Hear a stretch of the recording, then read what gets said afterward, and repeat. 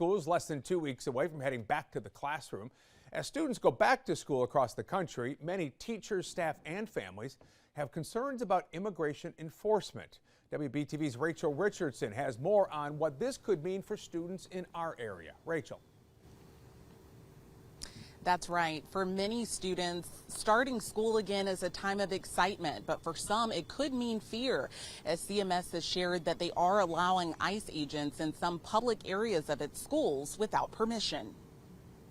As Charlotte Mecklenburg Schools parents prepare to send their students back to school, many shared their concerns about immigration enforcement at the district's board meeting Tuesday night. I feel ashamed and disgusted to have to stand here today and ask a room of grown adults to have empathy for our children they are supposed to protect and serve. You guys have failed hundreds of immigrant children and their families. Educators across the country share similar concerns, some even creating safe passage plans for students to protect them from potential action by ICE agents.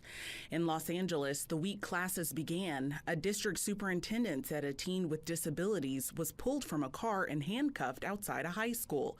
Reports say some agents drew their weapons.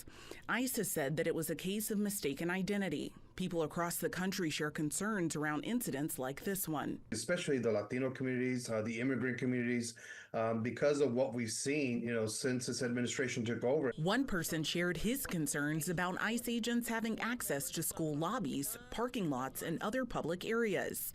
He says he believes that type of access has bigger dangers. A simple question reveals this danger. Where does ICE take people they kidnap off our streets? The answer, detention centers many rightly characterized as concentration camps where people are deprived of basic human rights and dignities.